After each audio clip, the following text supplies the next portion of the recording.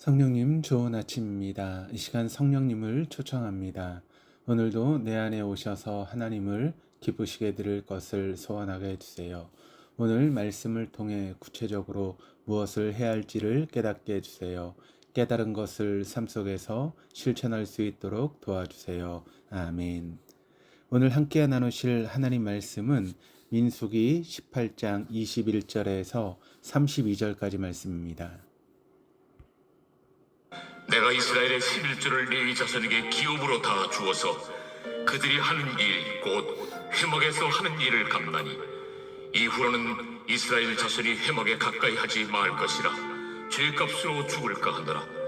그러나 레위인은 회막에서 봉사하며 자기들의 죄를 담당할 것이요 이스라엘 자손 중에는 기업이 없을 것이니 이는 너희 대대의 영원한 율례라. 이스라엘 자손이 여호와께 거제로 드리는 11조를 레위인에게 기업으로 주었으므로 내가 그들에 대하여 말하기를 이스라엘 자손 중에 기업이 없을 것이라 하였노라. 여호와께서 모세에게 말씀하여 이르시되 너는 레위인에게 말하여 그에게 이르라. 내가 이스라엘 자손에게 받아 너희에게 기업으로 준 11조를 너희가 그들에게서 받을 때에 그 11조의 11조를 거제로 여호와께 드릴 것이라. 내가 너희의 거저물을 타작마당에서 드리는 곡물과 포도즙 틀에서 드리는 즙같이 여기리니 너희는 이스라엘 자손에서 받는 모든 것의 11조 중에서 여호와께 거제로 드리고 여호와께 드린 그 거저물은 제사장 아론에게로 돌리되 너희가 받은 모든 헌물 중에서 너희는 그 아름다운 것 곧 거룩하게 한 부분을 가져다가 여호와께 거제로 드릴지니라. 이러므로 너는 그들에게 이르라. 너희가 그 중에서 아름다운 것을 가져다가 드리고 남은 것은 너희 레위인에게는 타작마당의 소출과 포도주 틀의 소출같이 되리니 너희와 너희의 권속이 어디서든지 이것을 먹을 수 있음은 이는 회막에서 일한 너희의 보수임이니라. 너희가 그중 아름다운 것을 받들어 드린즉 이로 말미암아 죄를 담당하지 아니할 것이라. 너희는 이스라엘 자손의 성물을 더럽히지 말라. 그리하여 죽지 아니하리라. 21절 22절입니다. 내가 이스라엘의 11조를 레위 자손에게 기업으로 다 주어서 그들이 하는 일 곧 회막에서 하는 일을 감나니 이후로는 이스라엘 자손이 회막에 가까이 하지 말 것이라. 죄값으로 죽을까 하노라.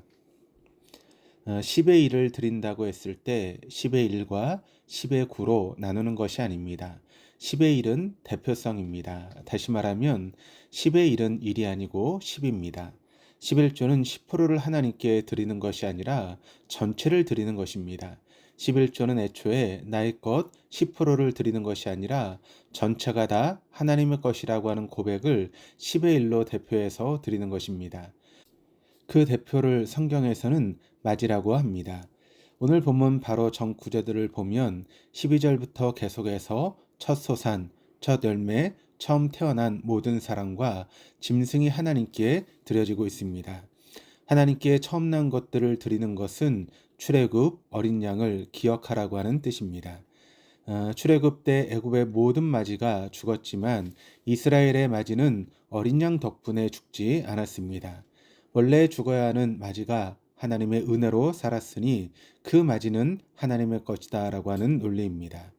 죽어야 하지만 산 자, 조금 다르게 얘기하면 죽었다가 부활한 자라고도 할 수 있는데 그래서 시브리서 11장에도 이삭이 실제적으로 죽지 않았어도 하나님께서 이삭을 죽은 자 가운데서 다시 살리셨다라고 말하는 것입니다. 그렇게 죽었다가 다시 살아난 분만 맞이가 될 수 있고 죽었다가 다시 살아난 맞이가 하나님께 드려지는 것이 진정한 헌금이요 하나님께 드려지는 11조의 본질입니다. 11조가 무엇과 연결이 되냐면 회막과 연결이 됩니다.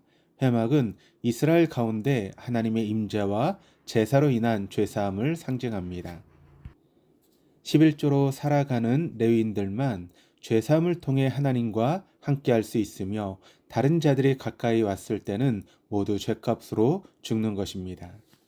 23절에서 24절입니다.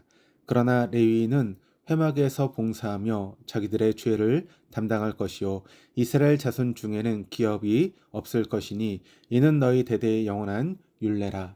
이스라엘 자손이 여호와께 거제로 드리는 11조를 레인에게 기업으로 주었으므로 내가 그들에 대하여 말하기를 이스라엘 자손 중에 기업이 없을 것이라 하였노라. 고정적인 것과 유동적인 것이 있습니다. 땅은 고정적입니다. 지구가 멸망하지 않는 이상 땅이 갑자기 사라질 수는 없습니다. 반면 11조는 유동적입니다. 매달, 매년 얼마가 들어올지 확실하지 않습니다. 요즘 시대로 따지면 건물주와 일용직과 비슷합니다. 건물주는 매달 확정적인 월세가 들어오지만 일용직은 그날 주어진 일로 하루하루를 먹고 삽니다. 고정적인 땅은 인간에게 안정적인 소득을 제공해 주지만 유동적인 11조는 인간을 불안하게 합니다. 그래서 레위인들은 항상 생존을 위해서 하나님만을 의지해야 합니다. 그게 레위, 더 나아가서 왕 같은 제사장들인 성도의 정체성입니다. 25절에서 29절입니다. 여호와께서 모세에게 말씀하여 이르시되 너는 레위인에게 말하여 그에게 이르라. 내가 이스라엘 자손에게 받아 너희에게 기업으로 준 11조를 너희가 그들에게서 받을 때에 그 11조의 11조를 거제로 여호와께 드릴 것이라. 내가 너희의 거제물을 타작마당에서 드리는 곡물과 포도주 틀에서 드리는 즙같이 여기리니 너희는 이스라엘 자손에게서 받는 모든 것의 11조 중에서 여호와께 거제로 드리고 여호와께 드린 그 거제물은 제사장 아론에게로 돌리되 너희가 받은 모든 헌물 중에서 너희는 그 아름다운 것 곧 거룩하게 한 부분을 가져다가 여호와께 거제로 드릴지니라. 11조에서 또 11조를 드립니다. 받는 자는 제사장과 드리는 자는 레위가 모두 레위 족속이라고 하는 점에서 11조가 11조를 낳으며 레위 안에서 원처럼 돌고 도는 구조입니다. 12절부터 나오는 소산, 열매, 동물 등은 모두 하나님께로부터 온 것입니다. 그리고 그걸 하나님께 다시 돌려드립니다. 이렇게 동그란 원처럼 하나님의 것을 받고 또 하나님께 다시 돌려드리는 것이 11조의 원리입니다. 그런데 여기에 인간의 노동이 추가됩니다. 인간이 씨를 뿌리고 밭을 갈아야 열매가 생기고 11조도 드릴 수 있기 때문입니다. 그러면 11조는 더 이상 하나님의 것이 돌고 도는 것이 아니라 인간의 것, 즉 나의 노동의 대가를 하나님께 바치는 모양이 되는데 문제는 부정한 인간의 것은 하나님께서 받지 않으신다라고 하는 점입니다. 그래서 열심히 밭을 갈고 물을 주고도 나의 기여는 없다라고 고백할 수 있는 사람만이 온전한 11조를 드릴 수가 있습니다. 그런데 여러분, 자기가 한 일을 잊을 수 있는 인간은 없습니다. 오른손이 하는 일을 왼손이 모르게 할 수 있는 사람이 있습니까? 그렇게 인간이 드리는 11조에는 모두 나의 노동이라고 하는 불순물이 섞이게 되는데 부정한 것들을 하나님께서는 받지 않으십니다. 그렇다면 나의 노동이 삭제되어야 하는데 그래서 성령께서는 우리의 노동을 쓸모없음을 보여주십니다. 내가 물을 주고 씨를 뿌린 것이 무의미하다라고 하는 것을 알려주십니다. 그렇게 점점 나에게서 발생되는 행위들, 즉 하나님께서 받으실 만한 것이 하나도 없음을 배워가는 것, 그리하여 오직 십자가 진 예수의 의만을 의지하게 되는 것이 바로 11조가 담고 있는 진리입니다. 그런데 이걸 거꾸로 알고 있는 사람들이 너무 많습니다. 성경 말씀 최대한 열심히 행하면서 도덕적이고 윤리적으로 사는 것이 신앙이라고 착각합니다. 그것이 정말 자기 부인의 길, 십자가의 길입니까? 그런데 왜 우리 안에는 말씀을 잘 지킨 나, 도덕적인 훌륭한 나라는 자아가 시퍼렇게 살아 있습니까? 그런 도덕책 수준의 자기 부인은 타 종교인들이나 바리새인들도 할 수 있습니다. 오히려 우리보다 훨씬 더 그 사람들이 더 잘합니다. 기독교의 진리는 우리를 반드시 세상에서 배척당하게 만듭니다. 세상은 인간의 노력과 행위를 모두 부인한 채 오직 십자가만이 희망이라고 부르짖는 복음을 절대로 받아들일 수 없기 때문입니다.